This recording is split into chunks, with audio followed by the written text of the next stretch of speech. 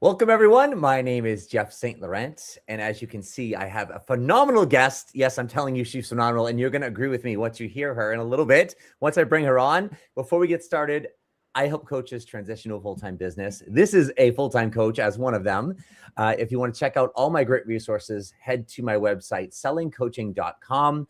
If you check out my university, I've got literally tons of videos. If over 400 is tons, then that's what it is. So a lot of great free resources for you. And then right on the homepage, if you enter your name and email, that's not only going to get you a great free resource, but that's also going to put you into my community. We can stay connected. You can stay up to date on what I'm doing and also get some great information on a weekly basis. However, without further ado, I want to introduce the phenomenal Laurie Greenburg. Welcome to the show. Thank you. Thank you for having me. So, Laurie, this is so exciting to have you here. We've worked together on and off over the past, would you say 2 years? Yeah, I was looking. It was 2024 that we spent the most time working together. Yeah.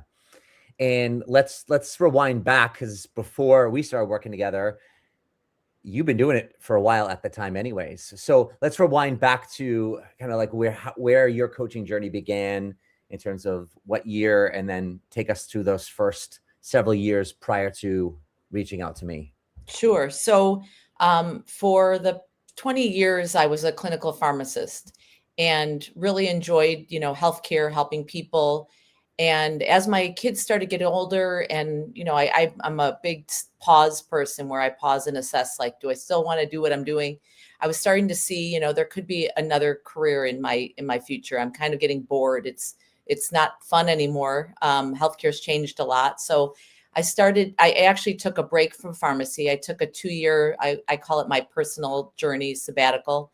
And I started to explore business classes. I took some community college business classes, and I thought I wanted to go to business school, get an MBA. And then my husband asked me, the $120,000 question, well, what are you going to do with the MBA? And that was a really good question for me, because it wasn't really that I wanted to necessarily work in corporate. But I really liked the idea of entrepreneurs and professionals kind of switching gears. And it came to light that was actually more inspiring and motivational, which was coaching. So then I found IPEC, which was the coaching school that I went to and learned about Jeff through. And I really, really resonated with IPEC because it was very holistic. It was very energy-based, spiritual, but practical. So I started in 2018. I went to IPEC, and right off the bat, I was like, this is where I'm supposed to be for the rest of my career, at least my working career. And it just, everything fit into place. So the business background was really helpful. My healthcare background was really helpful. And, but coaching was like everything. It was all aligned. It was very natural for me. Gave me some really good structure to what I was already doing in terms of inspiring people to start new things and to not be afraid to switch gears midlife. So that was the beginning of my coaching journey. Yeah. And that's 2018. And so now you're in it. So we started working in 24 together, right? So that's 6 years into your business. Yes. So talk about where you were at around that time, where, what were you looking for? What made you reach out to me, so we can kind of get a culmination of what's happened since then? Yeah. So from 2018 to maybe 2024, I always invest in myself and in coaching. I'm a big believer. I feel like I have to practice what I preach. And I find that if I had a coach during those 2 years of my exploration, it would have taken 6 months. So with a coach, it's like you get held accountable for what you really want, which is to find your next thing, to find your next level. I say, we're always kind of growing and learning about ourselves. So from 2018 to 2024, I had had a lot of coaching and had a lot of, experiences and workshops, and had coached a lot. It was very intuitive. And so I didn't really have a great business structure, I would say. I wasn't very methodical. I'm very intuitive, and I really like to kind of go with the flow and feel what feels right. I process it like internally and listen to myself. But I was kind of ready for someone to kind of give me some little bit more structure. And I felt like that would be helpful. And so I reached out to Jeff and worked with him about a year, maybe 6 months to a year. I don't remember exact amount. But it was really helpful. And Jeff is more, feminine, masculine based. Jeff was very masculine, like, you do this, you do this, you do this, and this is what'll happen. And a lot, that definitely makes sense. And it's slow and steady. And I've always been very patient with my business. And then I take what Jeff has taught me, and I process it and make it my own. So I'm definitely not Jeff's protege by any means, doing everything he said to do, but definitely took a lot of his tips and points and have incorporated them and integrated them into my business. Yeah, and that's what I loved about you is that you were the intuition-based marketing. That's what I would call it. Is just really, really powerful. And it was funny because every time I would like push you or test you on some of those things, you'd be like, "Huh, all right, well, let me see. Talk about." You talked about it briefly, right? Talk about in more detail.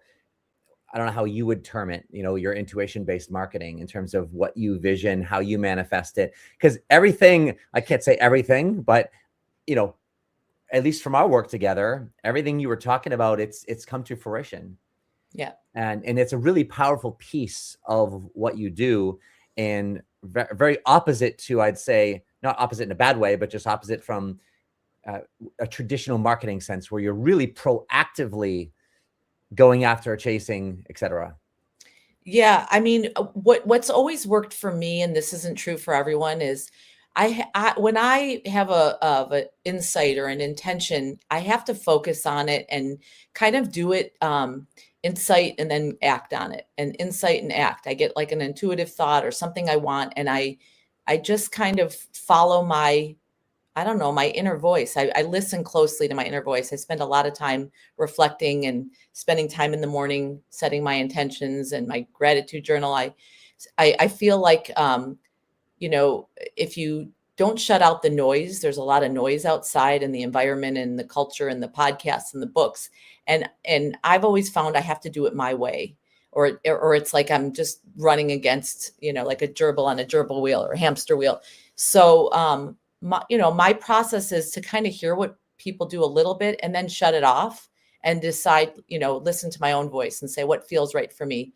I call it leaning forward and leaning back. When I lean forward, I'm like grabbing onto something. I really want something, and I'll do all these things. I'll actively, energetically try to make them happen. And I almost like work too hard. And it's not until I lean back and just allow things to happen more organically that they really come to fruition.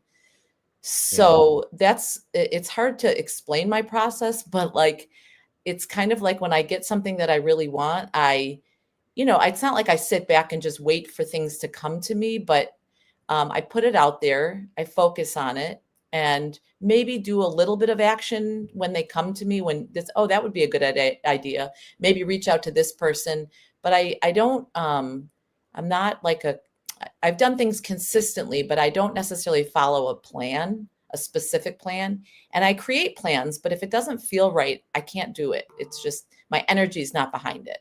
And I feel like that's really important. That's so vitally important. Yeah. And that's why I want to highlight that, because I think a lot of people, they feel like they have to fit into the mold, they have to do it. And like you said, you came to me, you wanted some structure, and you took some structure, yet you found a way, like you said earlier, to weave it into what works for you. Yeah. And that's the most important piece is there's so many people that are looking for certain things, coaches, let's say, but they're not honoring how they work the best. Some of them don't even know how they work the best. Yeah. And because of the work, it sounds like you've done on yourself, you not only understood that, but then you found a way to bring that into your business. Yeah. Yeah. Which is huge. And again, I practice what I preach. So when I work with clients, I really want to focus on what works for them. There is not a cookie cutter plan. I just don't believe it. I mean, you can cookie cut and you can make things happen, but if it's not aligned, if it's not energetically aligned with who you are, it's not sustainable. So I'm always trying to find little tweaks that make it, to lower the bar, to make things easier, to make things more desirable to do and to consistently do. So, I've dipped my toe into lots of different marketing tools and ideas, and whatever feels right is what's going to stick with me, and same with my clients. So I feel like that's part of what I wanted to do with you, is one-on-one, really get, get your ideas, and then basically have you hold me accountable to what worked, what didn't, and how could I change it to make it more aligned with my energy. Yeah. And what I love too is that you didn't resist and not do. Like, there are some things, the email is an example, that it doesn't mean you hadn't done it before, but on a regular basis, etc. And there are other things as well that we talked about. You didn't just close off to things. You're like, okay. And I felt like there were certain things that you knew, like, yeah, I deserve to be doing this on a regular basis, but I'm not. And even though it's so hard for me, Yeah. And you found a way to do it. So it wasn't just like, oh, I'm just going to do things that I find easy and flow and their energy. You also, I want to highlight that, because some people might take that away and go, oh, I'm just going to do what I want. It's like, yes, great. But then there's also the part of you that like, ooh, this is really hard for me, but I'm going to find a way to do it anyway and get better at it. Yeah. It's really combining both the feminine and masculine energy. It's following my intuition, but also taking action, and leaning into some things. Like you said, it's not that I just do things that are easy or that I feel like doing. It's that I do things that I really feel are purposeful and intentional. And with the email, for example, Jeff knows it was really hard. It's still a little hard for me to do emails, but I am sticking to my consistent plan for now. Again, I may change, but it's been a good way to connect with people that are in my community. It's been a good way to practice writing and to come up with ideas and themes. And another thing was to just kind of shoot it out there and not put so much emphasis on it. When I didn't do it as much, it like would take me a month to write an email. And now it's like I give myself a few days, and whatever it is, and I send it out, and it seems to land. People respond. I get nice comments back. And also, you encouraged me to speak more, to give presentations. And it's funny because people ask me all the time to do these, and I used to really resist and make up excuses because I love my one-on-one coaching, but I really didn't like giving my talks. Still, both the emails and the talks are hard for me, but I do it because I see there's a lot of positive consequences from them, and for myself. They are getting easier, both the writing of the emails and giving presentations. So it's the part that I know is hard, and I know it's important. So I align myself, and I do it as, make it as easy for myself as possible to do. Absolutely. So then coming into this last year, you came back to me and we did some Voxer coaching. Voxer, for those who don't know, it's an app. Basically, it's a voice walkie-talkie back and forth, and like almost like messages and that. So like literally, we just all week we'd go back and forth for quite a while. And because this was your year, you're like, this is my year. I'm breaking 6 figures this year. Talk about the work. Talk about this journey to get to this spot, because you kicked ass this year. Like, you really did. I did. It's funny. You hear all these like 6 weeks to whatever, 6 figures or whatever. And I mean, I never believed in any of that. And especially because I'm not going to do a cookie cutter plan, and it's not sustainable. So you'd make it one year and you wouldn't make it the next. And I've been doing this for 8 years, and every year I'm like, it's super proud of myself. Every year I've escalated what I make, and I've been slow and steady, and I've trusted the process. I'm not in a big hurry. I invest in myself, and I invest in software and things that make my work easier. I was getting to a point where I was like, I just want to break that threshold. It's like I'm at, 60, then 80. And I'm like, I'm going to get to 100 this year. And it was, it's not earth shattering. It's not like, oh my God, now I'm like a baller, but it just felt like it was like it's like a substantial breakthrough. I mean, even as a pharmacist, many of my years I worked as a pharmacist, I didn't work full time. So I wasn't even making that as much, as I am as a coach. And I get to do this much more flexible. I'm not on a strict schedule. I have to work my shifts and have to be there. And so it was really just, again, there isn't like a magic formula or a magic pill to get to a certain level for me. That just never worked. So I just had to trust. And I just kept doing the things like writing the emails and doing these talks and finding clients through them and following up. You taught me to keep a log, which I'm not great about, to be honest, but when I'm kind of slow, I'll look at my log and be like, oh, you know what? I will reach out to that person. So, I thought I would do it every Friday, look at my log and see who to follow up with, but it hasn't been what I felt like doing. And it just didn't feel like what I wanted to spend the time on. But when things are slow, that's a place that I can go and kind of follow up on people. But yeah, the six figures was just a big breakthrough. And now it's weird. I feel like it's like now I feel a huge opening up, like hit that spot, made a lot of momentum, made a lot of exposure. And now I'm getting like much more, I don't know, higher level clients, I guess, easier to convert. All my marketing is pretty much through my emails and through referrals.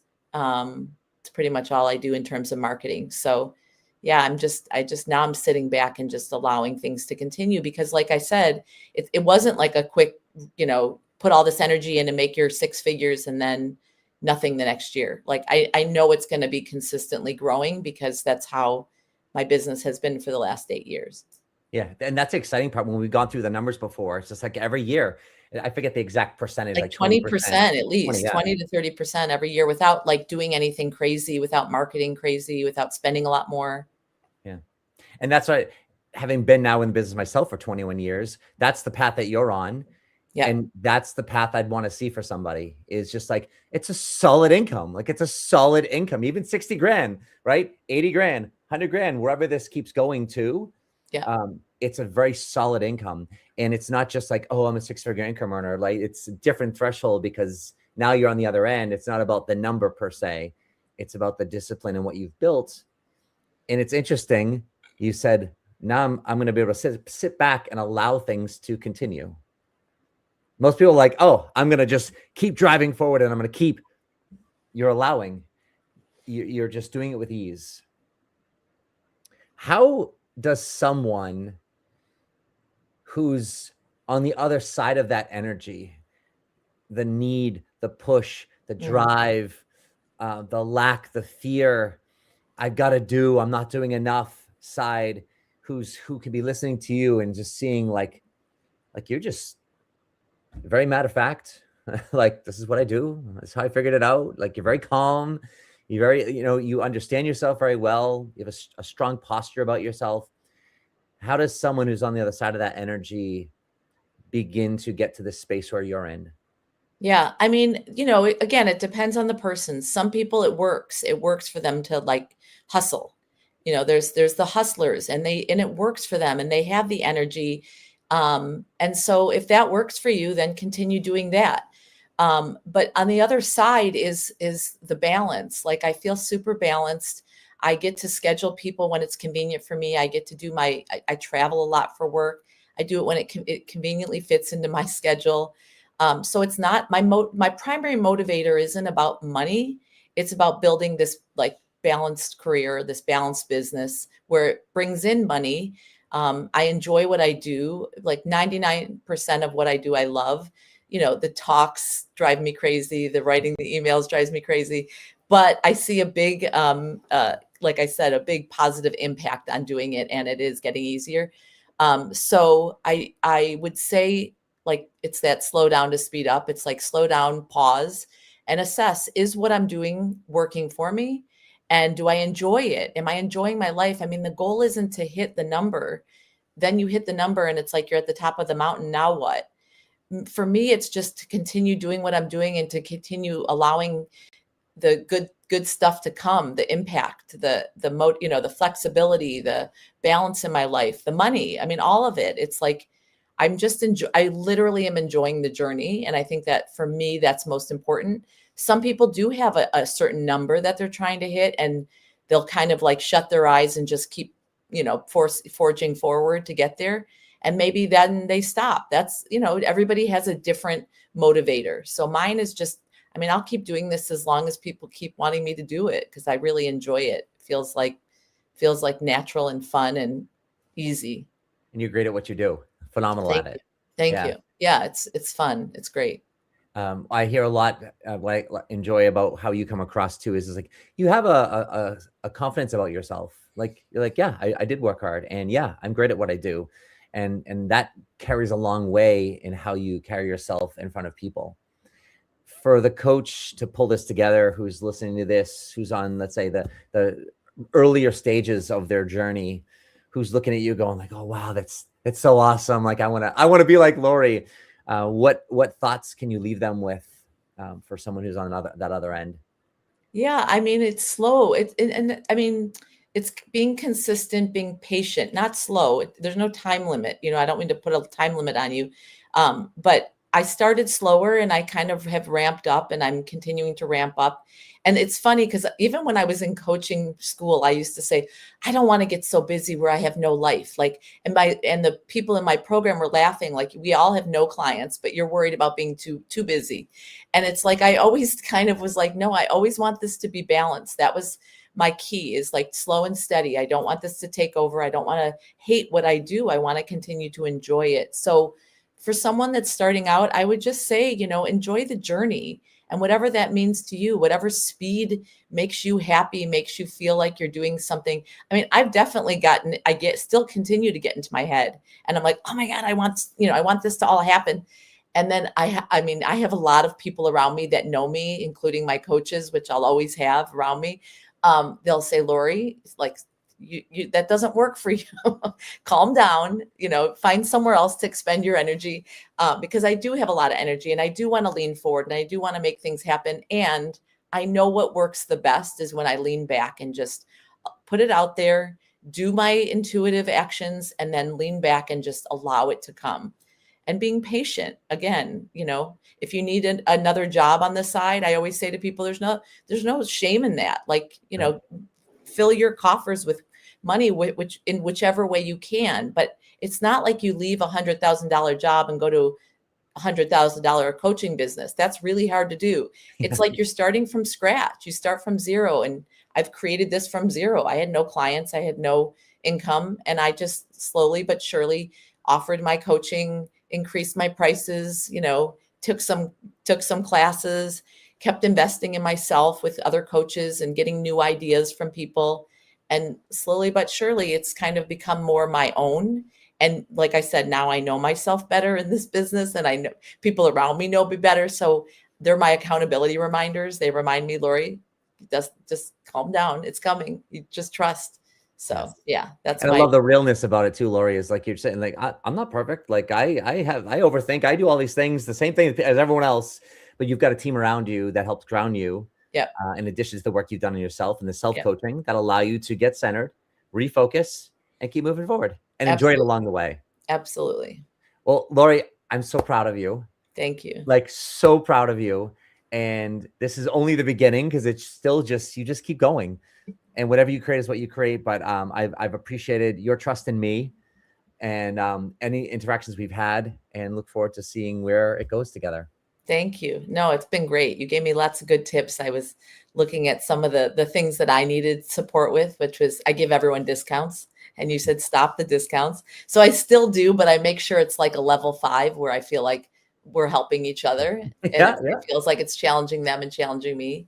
So there was one other Jeff thing getting people's credit card was really important, because otherwise you're chasing people down. So I always get people paid before. So that's been helpful as well. Nice. So thank you for all your changes that work, Yeah, that's awesome. Yes. Thank you, Laurie. Thank you, everyone who's watching this or the recording.